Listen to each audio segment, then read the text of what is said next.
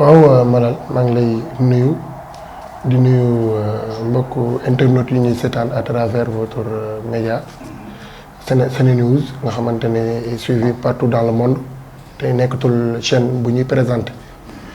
di nuyu ñi fi nekk ñëpp ci bërëbu liggéeyukaay bi di rafetlu tamit invitation bi man maa ngi tudd Pape Abdoulaye Touré nekk le coordonnateur national mouvement bi ñuy wax Sénégal notre priorité. yaa ngi may laaj sànq Sénégal notre priorité lu tax ñu créer ko mais juste ma def benn historique bu ndaw rek pour xamal ni que ni Sénégal notre priorité laataa muy doon mouvement collectif la woon ñu dippee ko woon collectif des personnes non inscrites sur le fichier électoral et de ceux qui n'ont pas récupéré leur carte. loolu lu muy firndeel mooy que ni jamono ji ñuy jub élection yi mois de décembre 2018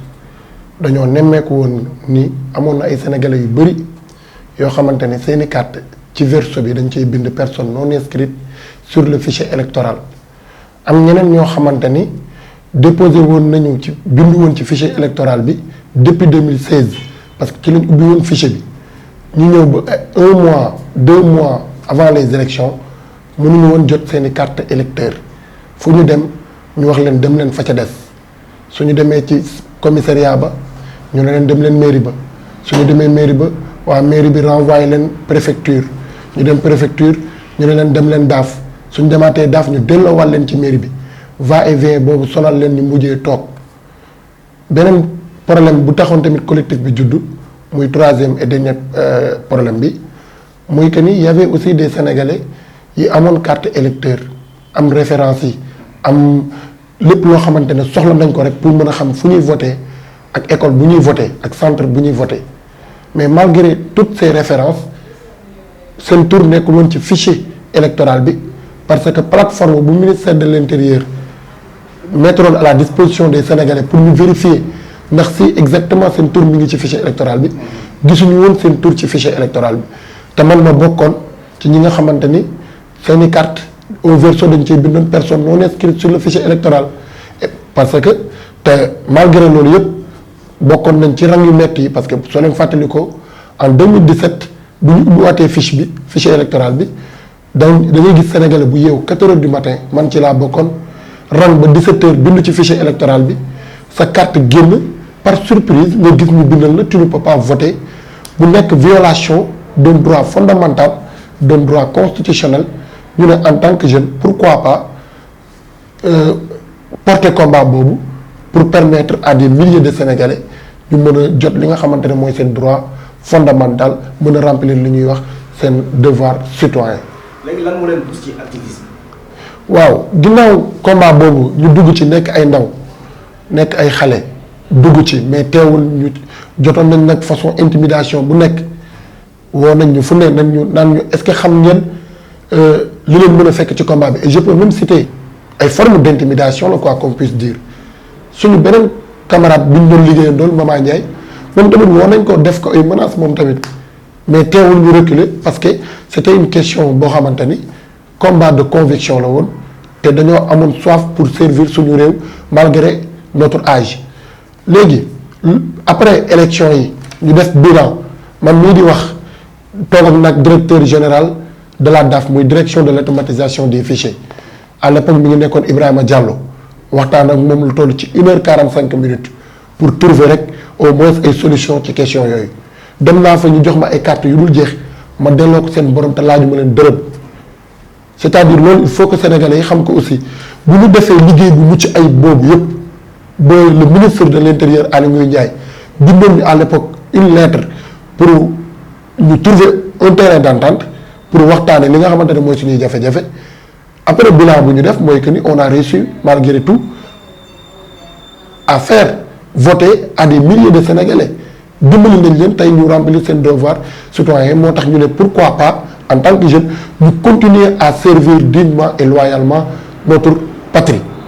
moo waral ñu daal di lancer wu nag ne léegi comme te collectif la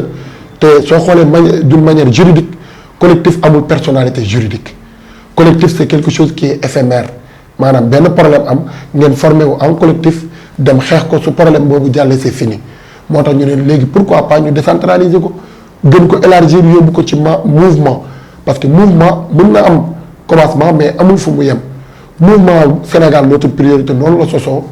en mars 2019 ñu daal di créer Sénégal notre priorité. ñun yàgg nañ def ay marche mais dafa mel ni comme si que le président de la république dafay tànkam lu suñuy mbir te je pense que sooy jiite ay sénégalais waroo di yëkk waroo di naan ñii dinañ xam ni du ma seen morom waroo di wax ni ñii dinañ xam ni je suis le président de la république pouvoir soo ko yoree waroo ci abusé wu en fait su nit ñi di def ay marche ñaata marche lañ def fii kenn faalewuñu kenn dégguñu dafay mel ni comme c'est que c'est-à-dire dañuy ñëw wax rek après ñoom ñu jàll ci leneen te et que chaque jour dañuy def le pire chaque jour ce qui veut dire que ni ñun suñuy marche kenn joxuñu ci cër donc il fallait que nag ñu dem au moins devant les grilles du palais ne ko monsieur le président déposer ko suñu lettre ne ko comme da yow peut-être doo seetaan journal wala yow peut-être doo jënd ay quotidien wala yow amoo ay conseils yu lay mën a wax c'est-à-dire la souffrance du peuple vu que yow ñi la entouré ñëpp chaque jour ñu tàgg la chaque jour ñu ne la yaa fi gën chaque jour ñu ne la vous êtes en train de gouverner le pays dans des conditions meilleures dañoo bëggoon wax ni que ni ñooñu ñu lay conseiller loolu waxuñu la dëgg ce peuple là souffre te ñun en tant que jeune ñun en tant que citoyen vu que ñooñu loolu nga xamante ne ay conseillers lañ te waxuñu ko dëgg ñun nag ñu ne voilà ñun dañuy dem léegi gisanteeg moom ci njëkk ak teraanga gisanteeg moom ci cër bi nga xamante ne jox nañ ko parce que le président avant tout c'est une institution te ñun dañ koo respecter dañ koo jox cër ñu ne ko monsieur le président décision bii nga jël ci yokkute courant bi ñun de d'accorduñ ci te lu tax d'accorduñ ci yemul ci wax kese mais lii ak lii moo tax ñu ne d'accorduñ ci parce que lii ak lii suñ ko saafara woon tey mbir mi du yegg si fi lànk collectif ñoo lànk collectif la boo xamante ni juróom benn mouvement ñoo ko créé c'est-à-dire base bi te juróom benn mouvement yooyu Sénégal notre priorité ci la bokk nitu dëgg valeur ci la bokk Gilet rouge FRAPP France dégage FSD FDS force démocratique du Sénégal bu docteur Babacar Diop ak force sociale du Sénégal ñun juróom-benn ñooñu ñoo tënku woon le lundi bi nga xamante ni mooy le lundi 25 pour sos li nga xamante ne mooy collectif bi ci semaine boobu noonu ñu entamé ñaari manifestation benn bi mu nekk le mercredi 27 novembre beneen bi nekk le vendredi 29 novembre te lépp yëgal nañ ko ki nga xamante ne mooy autorité étatique bi muy le préfet lu ñu ci dugaloon mooy lenn kese pour wane suñu indignation face à cette décision impopulaire face à cette décision boo xamante ne amul benn fondement sans aucun fondement et d'ailleurs c'est une décision irresponsable du gouvernement de vouloir augmenter le prix du coût de l'électricité à valeur de 6 à 10% ci lu teguwul fenn loolu moo tax ñu bokk ci pour nekk les défenseurs de la République da leen hey lii ñun d'accorduñ ci te lii ak lii moo tax ñun d'accorduñ ci. waaw en fait li ma bëgg a comprendre mooy kan moo nekk ci ginnaaw comme yan aar lu ñu bokk léegi ñoo lànk la tout comme ça dafa mel ni activiste yëpp retrouvé ci benn kuréel bu tudd ñoo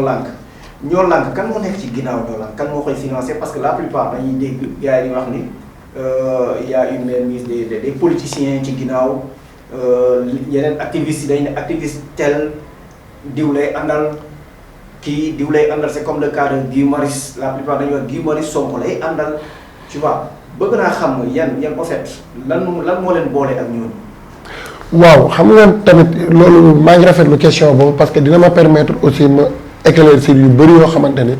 peut-être sénégalais bu nekk hors de ñoo lànk du ko mën a comprendre donc ñoo lànk benn kuréel la collectif c'est-à-dire ku ci nekk am nga ci cër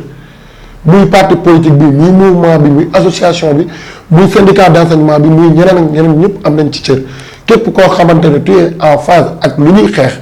muy dénoncer rigoureusement et farouchement cette hausse illégale et sans fondement du prix de l'électricité